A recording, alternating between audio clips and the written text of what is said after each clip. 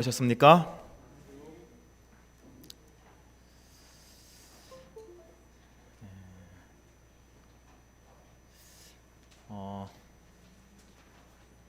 여러분이 보시는 이 그림은 영국의 브리튼 리비에르라는 사람이 1872년에 그린 작품입니다. 사자굴 속의 다니엘의 모습인데요. 참 잘 그렸죠. 오늘 제목은 이렇습니다. 무너질 수 없는 신앙의 표준. 설교하면서 가장 어려운 것이 있다면 아마 이 제목을 정하는 것 같아요. 저는 개인적으로 이 제목 정하는데 한 2시간 걸렸어요. 제목을 뭘로 하지? 여러분 순서지를 보시면 아시겠지만 순서지 제목은 이게 아닙니다.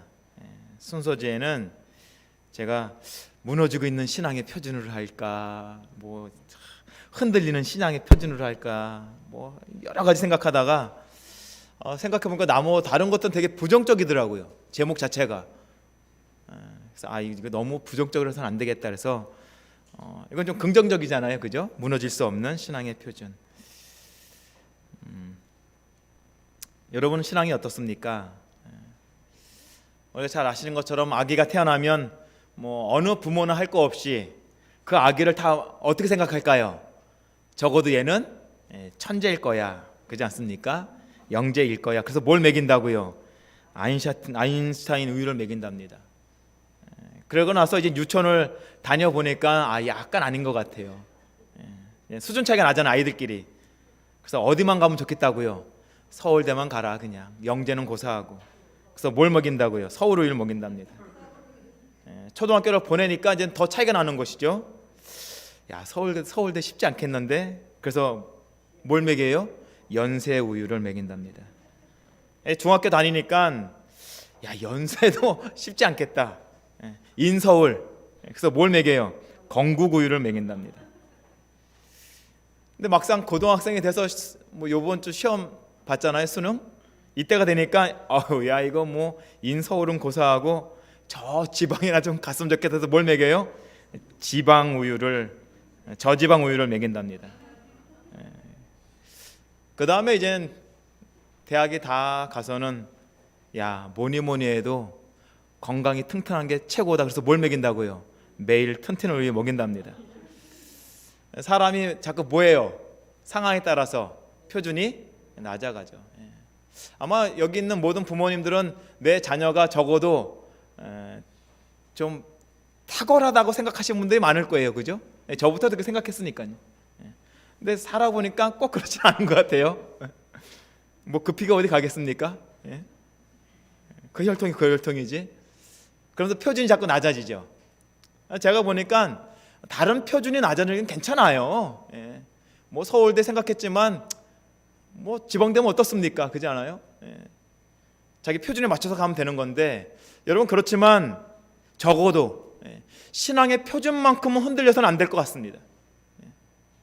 세상적인 어떤 표준은 좀 흔들려도 상관없지만 여러분의 신앙의 표준은 흔들리시면 안 될 것 같아요. 근데 참 제가 두려운 것은 요즘 우리가 살아가는 이 시대가 우리의 신앙의 표준을 너무나 흔드는 시대에 우리가 살고 있는 것 같아요. 솔직히 뭐 코로나라는 말을 하고 싶지 않지만 코로나라는 말을 안 하면 설교가 안 되는 시대입니다. 그렇지 않아요? 여러분의 신앙이 어떠세요? 여러분의 신앙의 표준은 예전과 지금이 동일하십니까? 아니면 여러분이 생각해도 좀 흔들리고 있습니까? 아니면 점점 내려가고 있습니까? 어떠세요?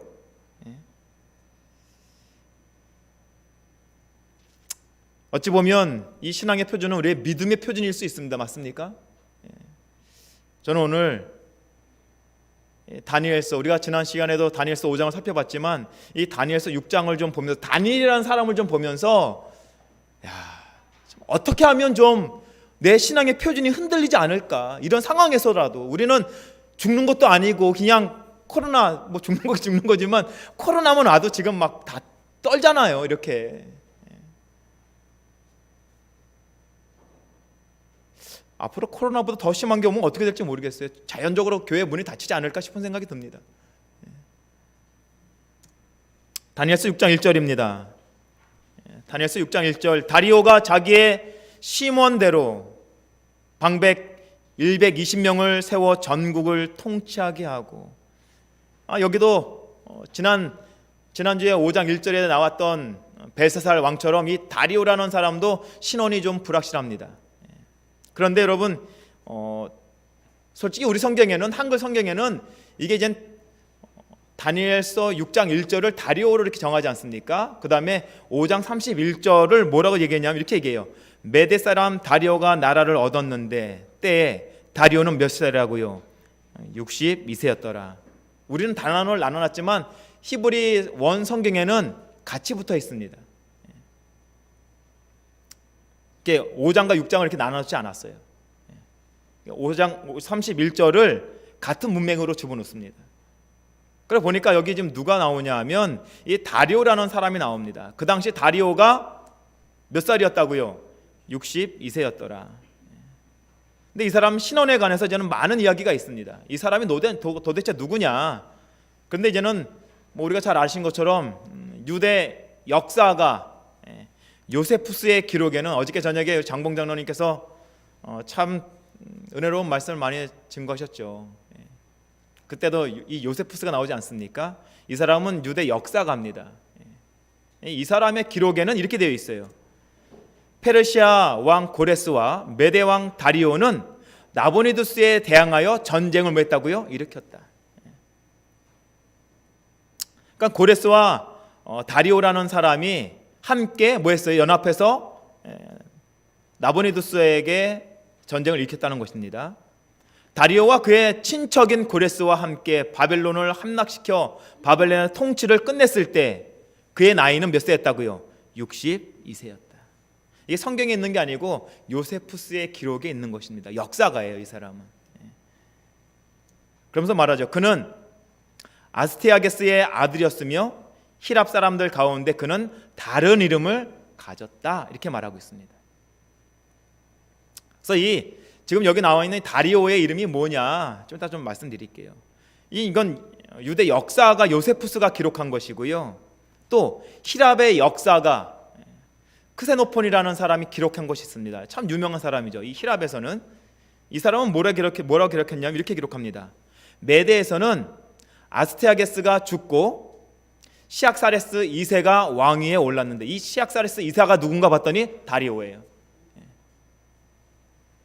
다른 이름이 뭐였었다고요? 다리오의 다른 이름이 시악사레스라는 이름인 것입니다.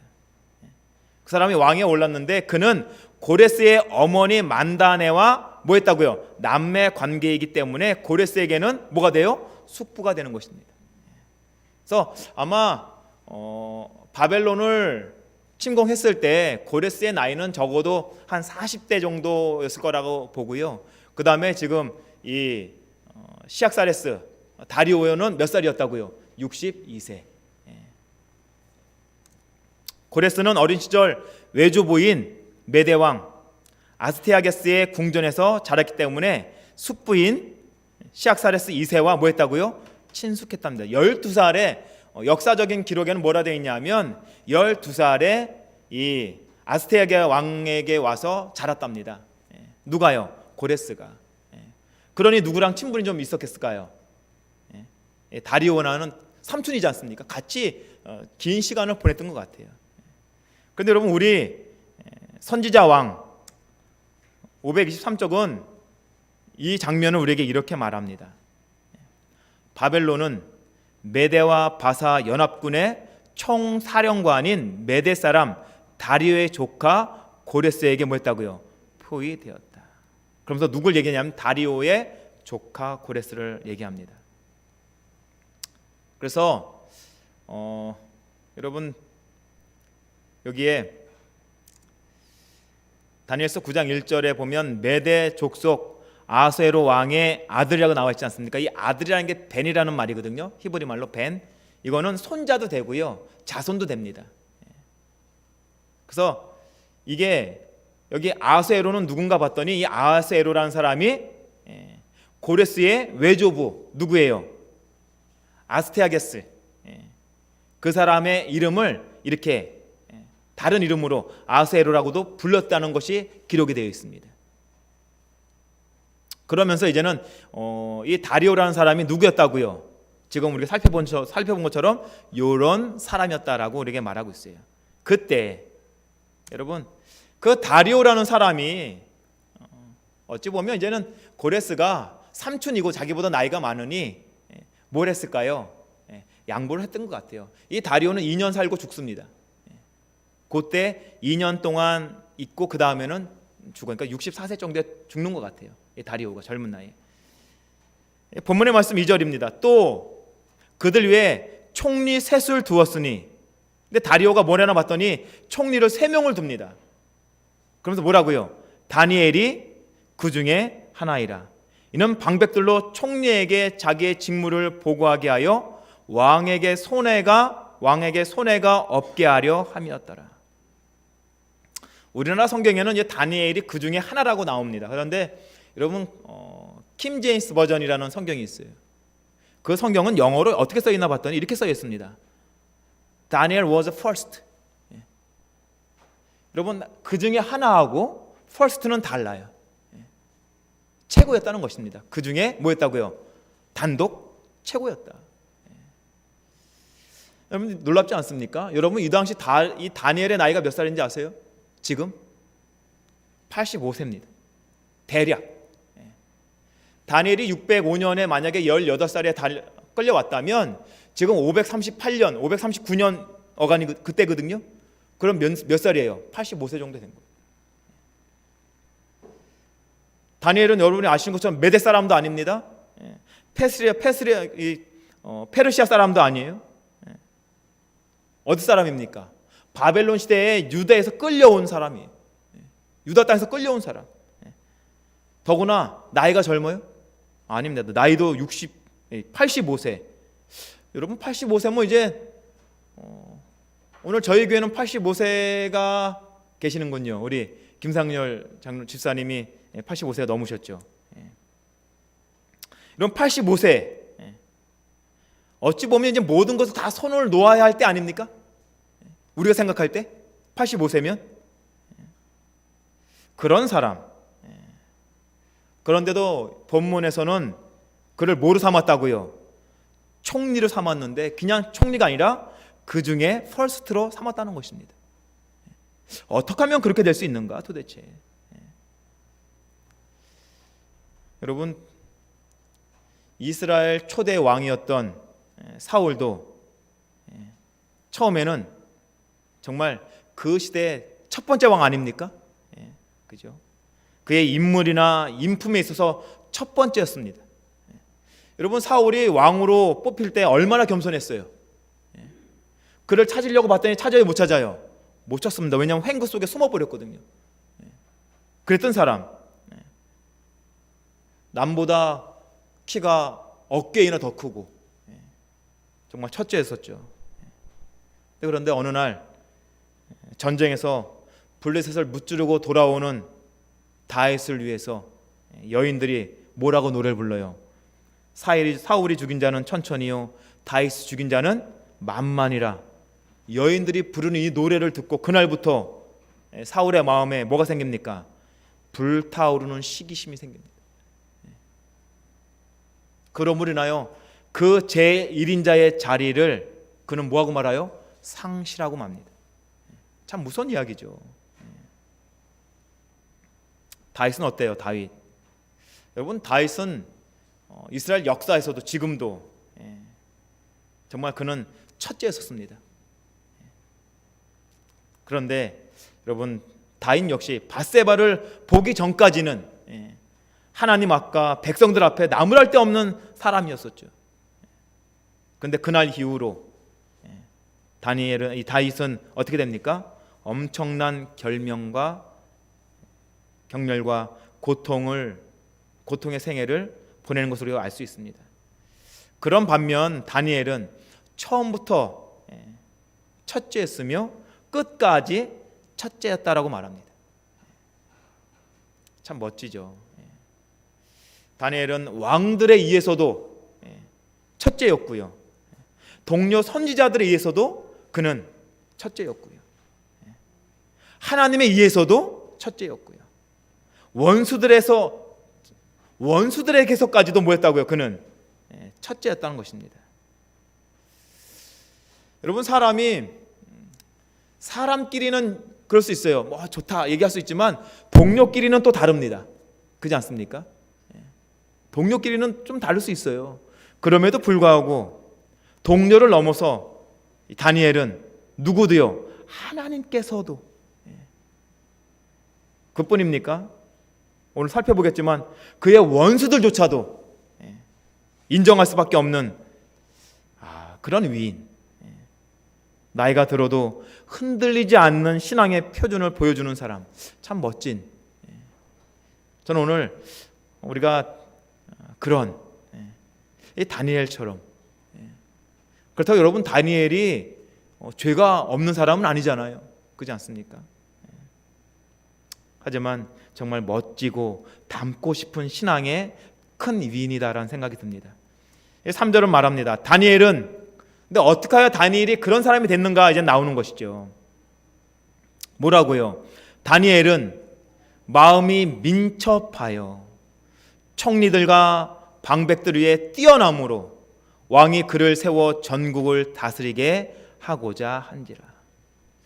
여러분, 여기 희한한 단어가 나옵니다. 이 다니엘은 마음이 뭐했다고요? 마음이 민첩했답니다. 여러분, 워낙 이 마음이라는 히브리 말은 뭔가 봤더니요, 레브라는 말입니다. 마음이라는 말이 정신, 마음, 의지 이런 거예요.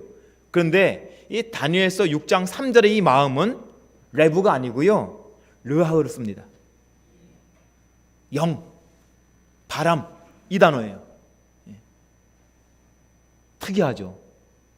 레브를 안 쓰고 뭘 썼다고요? 르하흐를 썼어요. 그러니 보면 이 민첩하다는 말은 무슨 말인가 봤더니 야티르라는 말입니다. 야티르, 탁월한, 뛰어난, 비범한, 비상한, 보통이 아닌. 조합해 보면 무슨 말입니까? 다니엘은 어떤 사람이었다고요? 영이 탁월했다는 것입니다. 보통 사람이 아니었다는 것이에요. 생긴 건 보통 사람인데 그의 어떤 영적인 것은 탁월했다는 것입니다. 그래서 뭐라 그래요? 그래서 총리들과 방백들 위에 뭐 했다고요? 뛰어났다는 것입니다. 마음이 뛰어난 게 아니라 영적으로. 근데 놀라운 건 뭐냐면 여러분, 지금 이 다리오 왕은요, 다니엘을 안 지 얼마나 됐을까요? 다니엘을 몇 년 사귀었을까요? 그렇지 않습니까? 다리오가 바벨론을 무찌르고 멸망시키고 바로 왕이 돼서 뭘 갖춰요? 이제 행정위원을 갖출 거 아닙니까? 그때 바로 누구를 등용시켜요? 다니엘을 등용시킵니다. 어떻게 해서 이렇게 될 수 있었을까요? 무엇 때문에? 아마 이 짧은 시간에 어떻게 이 다리오는 다니엘을 알 수 있었는가? 물론 그 당시에도 많은 소식이 있었겠죠. 그렇지 않습니까? 느부갓네살 때부터 있었던 이야기들. 그런데 역사에서는 뭐라고 얘기하냐면요, 이 역사에 보니까 여러분, 이 다리오의 아버지가 누굽니까? 아스테아게스라는 왕입니다. 아까 말씀드린 것처럼 메대 왕이잖아요. 그런데 다시 말하면 이 아스테아게스의 딸 중에 하나가 있는데 그가 누구냐면 아미티스라는 딸이랍니다. 이 아미티스 딸을 아스테아게스가 느부갓네살에게 시집을 보내요. 역사에 보니까. 왜냐하면 왕실 결혼을 한 것입니다. 그 이유는 다리오의 할아버지 시악사레스 1세입니다. 그 사람이. 이분이 아시리아를 넘어뜨리기 위해서 느부갓네살의 아버지 나보폴라살과 뭐하냐면 동맹을 맺어요. 그래서 612년에 니네이를 함락시킵니다. 역사가 그래요. 그리고 뭘 맺냐면 동맹 관계를 유지하기 위해서 뭐예요? 왕실 혼인을 이루어요. 그게 누군가 봤더니 누구예요? 다리오의 형제 중에 하나가 느부갓네살에게 뭐가 하냐면 시집을 가요. 그래 여러분, 그런 어떤 정치적인 이야기를 들었을까요? 못 들었을까요? 다분히 들었죠. 다분히 들었죠. 다니엘 4장 8절 말합니다. 그래서 이 다니엘뿐만이 아니라 왕도, 그 다음에 누구도요? 태우도 이 다니엘이 어떤 사람인지 우리에게 말하고 있습니다. 다니엘 4장 8절, 그 후에 다니엘이 내 앞에 들어왔으니 그는 내 신의 이름을 쫓아 벨드사살이라 이름한 자요, 그의 안에는 뭐가 있다고요? 거룩한 신들의 영이 있는 자라. 이게 그 얘기입니다. 마음이 탁월했다가 이 말이에요. 내가 그에게 꿈을 고하여 가로되. 그 다음에 지난 시간 살펴봤지만 태우가 벨사살이 두려워 떨고 있을 때 하는 말이죠. 5장 12절, 왕이 벨드사살이라 이름한 이 다니엘이 마음이 민첩하고, 같은 말입니다, 지식과 총명이 있어 능히 꿈을 해석하며 은밀한 말을 밝히며 의문을 파할 수 있었음이라. 이제 다니엘을 부르소서. 그리하면 그가 그 해석을 뭐 한다고요? 알려드리리이다. 여러분, 이 다니엘이라는 사람이 얼마나 위대한 모습을 보여줍니까?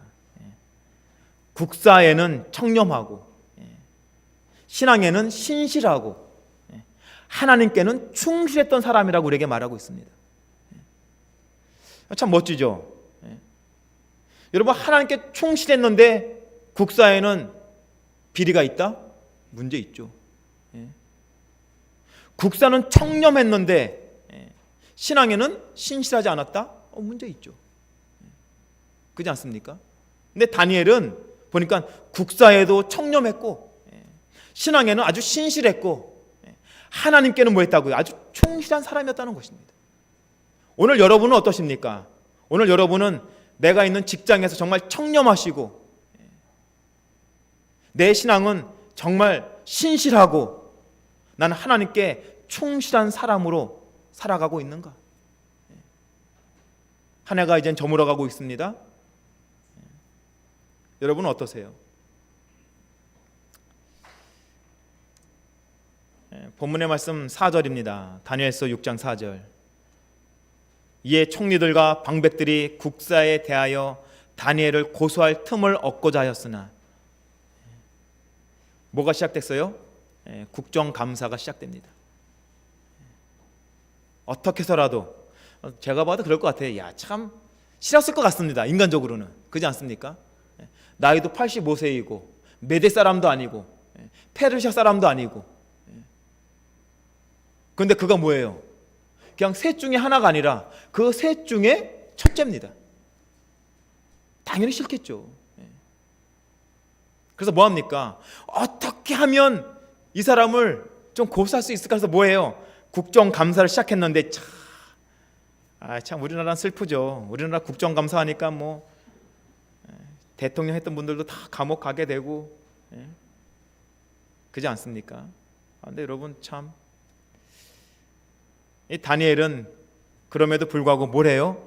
능히 아무 틈, 아무 허물을 얻지 못하였으니 이는 그가 뭐 했다고요? 이게 멋집니다. 어떻게 그가 아무 틈이 없고 허물이 없었는가? 그것은 딱 하나입니다. 그 이유는 그는 하나님께 충성되었기 때문에.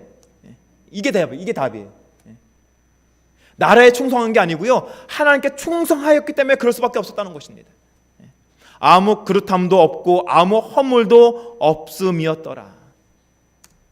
여러분이 선지자왕 593쪽은 말합니다. 다니엘에게 주어진 명예들은 그 나라의 지도자층에 있는 사람들의 질투심을 자극하였고, 그죠? 그들은 다니엘을 대적하여 이 일을 제기할 기회를 찾았다. 어떻게 하면 좀 끌어내릴까? 그러나 그들이 아무것도 찾지 못하였는데, 왜요? 이는 그가 충성되어, 하나님께 충성되어 아무 그릇함도 없고 아무 허물도 없음이었더라. 그러면서 뭐라고 이렇게 되어 있습니다. 그 다음에 함께 읽어볼까요? 다니엘의 시작. 다니엘의 흠없는 행동은 여전히 그의 원수들의 질투심을 더욱더 뭐 했다고요? 자극시켰다. 참 얼마나 위대합니까? 그래서 다니엘의 이 흠없는 행동, 그 행동이 여전히 그 원수들의 뭐를요? 질투심을 더욱더 뭐 했다고요? 자극시켰다. 5절입니다.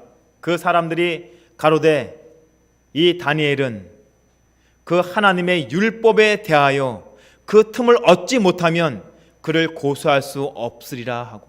자, 그러면서 그들이 생각한 게 뭡니까? 그들이 생각한 게, 야, 이 사람은 국정감사 갖고는 안 되겠구나. 뭐 아니면 안 돼요?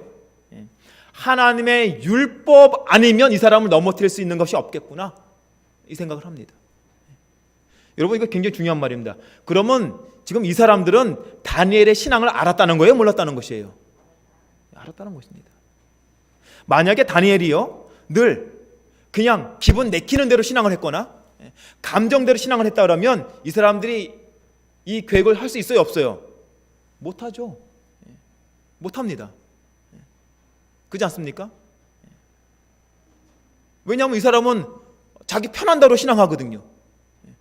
보니까는 늘 기도할 때도 있고 안 할 때도 있고, 교회 갈 때도 있고 안 갈 때도 있고, 뭘 할 때도 있고 안 할 때도 있고, 뭐 어떻게 어느 장단에 맞춰서 뭘 하겠어요? 아니라는 것입니다. 이 사람들은 분명 원수지만 그럼에도 불구하고 다니엘의 신앙, 그의 변하지 않는 그 신앙을 너무나 잘 알았다는 것입니다. 여러분, 그래서 바울은 에베소서 4장 27절에 말합니다. 뭐라고요? 마귀로 틈을 타지 못하게 하라. 여러분, 주의하십시오. 마귀가 얼마나 쉽게 우리의 마음을 틈타는지 모릅니다. 6절, 이에 총리들과 방백들이 모여 왕에게 나아가서 그에게 말하되 다리오 왕이요 만세수를 하옵소서. 그러면서처럼 나라의 모든 총리와 수령과 방백과 모사와 관원이 의논하고 왕에게 한 율법을 세우며 한 금령을 정하실 것을 구하려 하였는데, 왕이여 그것은 곧 이제부터 며칠 동안 30일 동안에 누구든지 왕 외에 어느 신에게나 사람에게 무엇을 구하면 뭐 하자고요? 사자굴에 던져 넣기로 한 것이니이다. 여러분, 왕이 이 말 들었을 때 기분 좋았을까요, 안 좋았을까요? 예? 다리오 왕이 이 말 들었을 때 마음이 어땠을까요? 굉장히 좋았습니다. 당연히 좋죠. 지금 누구를 신을 삼자는 것이에요? 왕입니다. 뭐라 했습니까? 여기 30일 동안에 누구든지 누구 외에 왕 외에 다른 신에게 사람이나 다른 신이나 사람을 섬기면 뭐 하자고요? 사라굴에 넣자는 것입니다. 그러니까 누구만 섬길 수 있다는 거예요. 30일 동안은 당신, 다리오 당신만 섬기겠다. 얼마 좋아요. 더구나 뭐라 그래요? 그들이 나라의 모든 총리, 누구도 들어가요? 모두는. 그러니까 왕은 이해한 거죠. 어떻게 이해했냐면, 그럼 누구까지? 다니엘까지?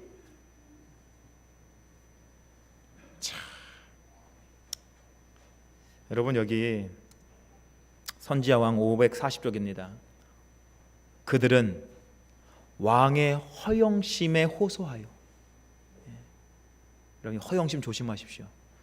이 허영심에 호소하여 이 칙령을 내리면 그의 명예와 권위를 크게 더할 것이라고 뭐 했다고요? 설득시켰습니다. 무슨 말이에요? 이것만 되면 온 국민이 30일 동안 왕만 섬기면 더할 것이 이렇게 된 것입니다. 그러니까 왕이 뭐 했어? 명예와 권위를 크게 더할 것이 허영심을 부풀어 넣었죠.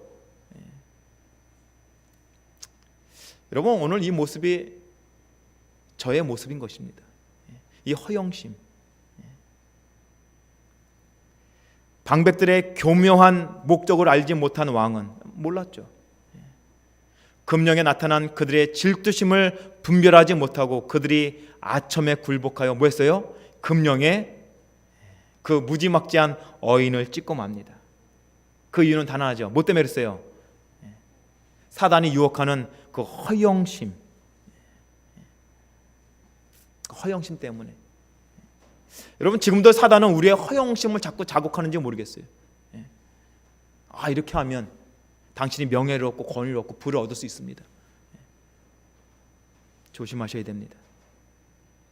여러분, 이 일 때문에 이 왕이 얼마나 고민하는지 아시죠? 뭐 오늘은 살펴보지 않겠지만, 그런데 이 문제가 어떤 문제인가 봤더니요, 이 문제가 다니엘에게서만 끝날 문제가 아니고요, 이 다니엘서 6장에 있는 이 문제는 계시록 13장 15절에도 나와 있는 문제입니다. 계시록 13장 15절에 저가 권세를 받아 그 짐승의 우상에게 생기를 주어 그 짐승의 우상으로 말하게 하고 또 짐승의 우상에게 뭐 하자고요? 경배하지 아니하는 자는 몇이든지 뭐 한다고요? 다 죽이게 하더라. 다리오 때나 우리가 살아갈 우리 앞에 있는 시대나 큰 차이가 없어요. 뭐 하자는 것입니까? 짐승의 우상에게 경배하지 아니하는 자는 몇이든지 다 죽이게 하겠더라. 우리 앞에 있는 일이죠. 이게 실제로 여러분 에스더에 보니까 에스더 3장 8절에 보면 하만 얘기가 나옵니다. 하만이 아수에로 왕에게 아뢰되 한 민족이 왕의 나라 각 도 백성 중에 흩어져 거하는데 그 법률이 만민보다 달라서 그 다음에 뭐라 그래요? 왕의 법률을 지키지 아니하오니 용납하는 것이 왕에게 뭐다고요? 무익하니이다. 하만이나 짐승이나 지금 누구죠? 다리오 왕을 유혹하고 있는 그들이나 다 뭐예요? 다 같은 사상입니다. 다 누구의 사상이에요? 사단의 사상이죠. 이런 두려운 시대, 절하지 않으면 죽는 시대. 근데 여러분, 이럴 때 오늘 본문의 말씀 10절은 이렇게 말합니다. 다니엘이 이 조소에 어인이 찍힌 것을 알고도 자기 집에 돌아가서는 그 방에 예루살렘으로 향하여 열린 창에서 전에 행하던 대로 하루 3번씩 무릎을 꿇고 기도하며 그 하나님께 뭐 했다? 그 하나님께 감사하였더라. 참 읽기는 쉬운 말인데 여러분 이게 얼마나 어려운 말인지 아시죠? 이렇게 하면 어떻게 되는 것입니까? 이렇게 하면 죽는 것입니다. 이렇게 하면 사자굴에 들어가는 것이에요. 근데 다니엘이 뭘로 와서 그런 게 아니고요, 어인이 찍힌 것을 뭐하고요? 알고도 늘 하던 대로 하루 3번씩 무릎을 꿇고 뭐 했다고요? 기도하며. 그의 신앙의 표준은 흔들리지 않습니다. 그렇지 않아요? 그는 어떤 정치적인 사건 때문에, 그의 목숨 때문에 그의 신앙의 표준이 낮춰지지 않아요. 우리가 잘 아는 것처럼 어떻게 할 수 있었다고요? 야, 꼭 창문을 열고 기도해야만 되냐? 숨어서 할 수도 있지, 누워서 할 수도 있고, 속으로 해도 되고, 그거 아무도 모르잖아요. 근데 그는 그렇게 하지 않습니다. 여러분, 교회 증언 4권 368쪽, 다니엘은 겸손한 정신의 사람이었다. 비록 주위 사람들이 그를 불신과 의심의 눈초리로 보고, 참 얼마나 힘듭니까? 대부분의 많은 사람들은 다니엘을 어떻게 봤다고요? 불신과 의심의 눈초리로 보는 것입니다. 그의 대적은 그의 목숨을 노리고 덫을 놓았지만 그는 결코 원칙에서 벗어나지 않았다. 중요하죠. 그는 결코 원칙에서 벗어나지 않았다. 그는 하나님을 침착하고 용기 있게 신뢰했다. 더욱이 그리스도의 생애에서 교훈을 배우라. 모욕을 당했을 때, 여러분 우리가 얼마나 자주 모욕을 당합니까? 때로는 사람과 사람에게. 근데 보십시오, 모욕을 당했을 때 그분은 뭐 하지 않았다고요? 욕하지 않았다. 누구? 예수님께서는. 우리가 아는 것처럼 다니엘이 그런 모욕, 수모를 당하지만 그가 욕했다는 말은 안 나와요. 그죠? 감사기도 했다는 말은 있지만 고통 당하셨을 때 그분은 위협하지 않으셨다. 이 교훈은 그대가 반드시 배워야 하며, 우리가 배워야 할 교훈이 있다면 이런 것이랍니다. 왜요? 여러분 중요합니다. 그렇지 않으면 그대는 결코 하늘에 들어가지 못할 것이다. 참 놀랍지 않습니까? 우리가 이렇게 어떠한 모욕을 당했을 때 이 교훈을 받지 못하면 배우지 못하면 우리는 결코 하늘에 들어갈 수 없다. 무슨 말이에요? 우리는 끊임없이 사람들로부터 뭘 당할 수밖에 없다고요. 모욕을 당할 수밖에 없다는 것입니다. 근데 모욕을 당하는 것도 당하는데 주는 사람도 있다는 것이에요. 주는 사람은 말할 것도 없고요. 모욕을 주는 사람은 뭐 그거랑은 상관이 없겠죠. 그 정신 자체가 뭐니까 사단이기 때문에 주의하셔야 됩니다. 내가 누군가를 모욕한다? 그 자체는 사단이에요. 하지만 모욕을 당하는 사람은 여러분 이 교훈을 잘 배워서 승리하시게 되면 되는 것이에요. 그리스도를 그대의 힘으로 삼아야 한다. 그분의 이름으로 그대는 넉넉히 이길 수 있다. 아멘? 예, 아멘이죠. 우리가 무엇으로 이길 수 있는가? 그분의 이름으로, 예수 그리스도의 이름으로 우리는 넉넉히 이길 수 있다는 것입니다. 야곱을 해할 사슬이 없고 이스라엘을 해할 복술이 없도다. 만일 그대의 영혼이 영원한 반석에 고정되어 있다면 그대는 뭐하다고요? 안전하다. 안전하다. 기쁨이 오든지 슬픔이 닥치든지 그 어떤 것도 그대를 흔들어서 옳은 데서 떨어지게 할 수 없다라고 우리에게 말합니다. 여러분, 가려 뽑은 기별 2권 229쪽입니다. 보십시오. 다니엘은 하루에 3번씩 자기의 탄원을 하나님께 올렸다. 그는 모략에 능하신 주님께서 지혜와 능력의 근원이심을 알았다. 예수께서 가르치신 그대로의 진리, 곧 좌우에 날선 성령의 검은 다니엘이 뭐였다고요? 전쟁 무기였다. 여러분, 다니엘의 이 전쟁 무기가 욕이 아니었고요. 뭐였다고요? 하나님의 말씀, 그 진리, 자유의 날선 성령의 검, 그것이 그의 전쟁의 무기였다는 것입니다. 교회증언 1권 295쪽은 말합니다. 사단은 많은 사람들에게 하나님께 드리는 기도가 필요 없는 형식에 불과하다고 믿게 한다. 여러분, 그래서 많은 사람들이 여기에 빠져서 뭐 하지 않냐면 기도를 등한히 한다는 것이에요. 뭐 드려봐도 별 의미가 없다고 생각하는 것이죠. 혹시 내가 드리는 기도가 뭐 형식적인 건 아닌가? 그래서 뭐 하지 않아요? 하질 않는다는 것입니다. 근데 누가 이렇게 한다는 것이에요? 여러분, 사단은 많은 사람들에게 하나님께 드리는 기도가 필요 없는 형식에 불과하다고 믿게 한다는 것입니다. 그럴지라도 뭐 해야 되는 것이에요? 그럴지라도 우리는 기도하셔야 되는 것이에요. 그럴지라도. 그는 그리스도를 따르는 자들이 그의 간계와 기만을 대항하기 위하여 깨어 기도하고 명상하는 것이 어느 정도로 뭐 한다고요? 필요한지 잘 안다. 사단은 너무나 잘 안다는 것이에요. 그리스도를 따르는 자들은 사단의 그 간계와 기만을 대항하기 위하여 뭐 해야 된다고요? 깨어서 기도하고 명상하면 우리가 얼마나 사단의 그 유혹을 극복할 수 있을지를 너무나 잘 알고 있다는 것입니다. 그는 자신의 계략을 통하여 사람의 마음을 이 중요한 활동에서 떠나게 하고, 뭡니까? 이 활동이 뭐예요? 이 활동이 어느 걸까요? 봉사일까요? 아닙니다. 기도입니다. 사단은 자신의 계략을 통하여 사람들의 마음을 정말 이 중요한 활동, 거기서 떠나게 한다는 것이 기도죠. 그의 공격에 저항하기 위하여 사람들이 전능하신 분의 도움을 의지하고 그분에게서 힘을 얻지 못하게 하고자 한다. 나는 옛날 하나님의 백성들의 열렬하고 능력 있는 기도를 주목하게 되었다. 여러분, 옛날 하나님의 백성들 가운데 정말 열렬하게 기도한 사람이 누가 있을까요? 굉장히 많죠. 그런데 여러분, 야고보서 5장 17절에는 이렇게 말합니다. 엘리야는 우리와 성정이 같은 사람이로되 어떻게 기도했다고요? 간절히 기도했다라고 되어 있어요. 성정이 같은 사람이로되 그가 간절히 기도함으로 인하여 뭐가 내려요? 하늘에서 불이 내려와서 제단을 태워버리고요. 그가 간절히 기도함으로 인하여 3년 반 동안 비가 내려놨지만 뭐예요?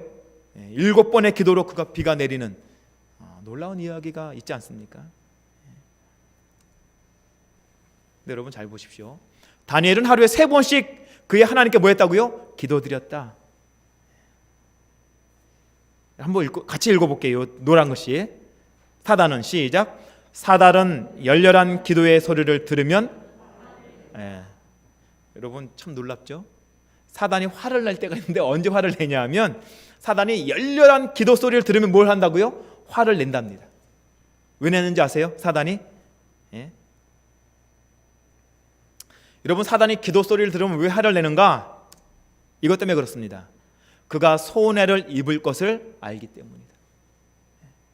우리가 기도하면 사단이 뭘 입어요? 손해를 본다는 것이에요. 근데 놀라운 것은 뭐냐면 하나님의 백성들이 이렇게 기도를 안 한다는 것입니다. 그럼에도 불구하고 참 특이하죠. 우리가 열렬히 기도하면 사단이 화를 내서 정말 그가 손해볼 것 때문에 두려워 떠는데 하나님의 백성들은 얼마나 기도를 등한히 하는가. 타락한 천사들은 다니엘이 높은 지위에 있기 때문에 나라의 통치자들을 지배하는 그의 힘이, 그의 영향력 때문에 약해질 것을 뭐 했다고요? 두려워했다. 사단은 안 것입니다. 다니엘이 그 자리에 있으면 다른 사람들이 뭘 못해요? 착복을 할 수 없고, 다니엘의 영향력 때문에 악을 행해야 되는데 악을 행할 수가 없다는 것입니다. 왜냐하면 다니엘에게 뭘 받아야 돼요? 장부가 올라와야 되잖아요. 검열을 받아야 될 거 아닙니까? 근데 여러분 흠이 없고 허물이 없는데 어떻게 하겠어요? 너무나 잘 알았다는 것이죠. 그의 영향력 때문에 뭘요? 약해질 것을 사단, 악한 천사들까지도 뭐 했다고요? 두려워했다라고 우리에게 말합니다. 그러면서 여러분 이 교회 증언 8권 330쪽입니다. 세기가 지나감에 따라 에녹을 얘기하는 것인데요, 그의 믿음은 더욱 강해지고 그의 사랑은 더욱 열렬해졌다. 그에게 있어서 기도는 뭐였다고요? 영혼의 호흡과 같았다. 그는 하늘의 분위기 속에서 살았다. 근데 이게 엘리야뿐만이 아니고 누구도 그랬다고요. 누구도, 다니엘도요. 다니엘도. 여러분 놀라운 건 이것입니다. 여러분 다니엘이 사자굴에 들어가지 않습니까? 결국은 사자굴에 들어가는 이유가 뭐 때문에 들어가요? 뭐 때문에 들어가죠? 안식일 때문에 들어갑니까? 아니면은 절한 것 때문에 들어갑니까? 아닙니다. 기도 때문에 들어가요. 우리는 기도를 등한히 여겼는데 다니엘은 그 기도 때문에 기도 때문에 사자굴에 들어가는 것입니다. 그러니까 그렇지 않습니까? 우리의 이 신앙의 표준이 얼마나 낮아지고 있는지 몰라요. 이럴 때일수록 우리가 이 표준을 높여야 되는데 이럴 때 우리의 표준은 점점 낮춰 내려가고 있지 않습니까?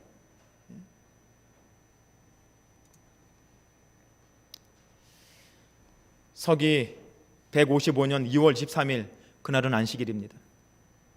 사도 요한의 제자였던 서머나 교회 감독으로 있었던 폴리갑이 86세의 나이에 교회 중인 서머나 경기장으로 끌려 나와서 화형의 위협을 받으며 총독으로부터 이런 얘기를 듣습니다. 그리스도를 믿는 믿음을 뭐하라고요? 포기하라는 요구를 받아요. 너무나 잘하는 예화 아닙니까? 잘 아시는 것처럼 이 86세의 폴리갑이 뭐라고 얘기합니까? 폴리갑이 이렇게 얘기합니다. 나는 86년간 그리스도를 섬겨왔는데 그동안 그리스도께서는 단 한 번도 나를 섭섭하게 하지 않으셨으니 내가 어떻게 나의 구주시요 나의 하나님이신 나의 왕 그분을 모욕할 수 있겠습니까? 그리고 그는 화형의 이슬로 사라집니다. 신앙의 표준이 낮춰지지 않았죠. 그날 한마디만 하면 살 수 있었어요. 그 신앙의 표준을 잠깐만 낮췄으면 그는 살 수 있었습니다. 근데 그는 그렇게 하지 않아요. 표준을 낮추지 않습니다. 여러분의 그 숭고했던 신앙의 표준은 다 어디 갔습니까? 지금 이 시대에 여러분 마음을 단단히 먹으시기 바랍니다. 히브리서 13장 5절부터 이런 말씀이 있어요. 돈을 사랑치 말고 있는 바를 족한 줄로 알라. 그가 친히 말씀하시기를 내가 과연 너희를 버리지 아니하고 과연 너희를 떠나지 아니하리라 하셨느니라. 그러므로 우리가 담대히 가로되 주는 나를 돕는 자신이 내가 무서워 아니하겠노라. 사람이 내게 어찌하리요 하노라. 하나님의 말씀을 너희에게 이루고 너희를 인도하던 자들을 생각하며 저희 행실의 종말을 주의하여 보고 저희 믿음을 본받으라. 예수 그리스도는 어제나 오늘이나 영원토록 무엇이다고요? 동일하시니라. 예수님이 어제나 오늘이나 영원토록 동일하신 것처럼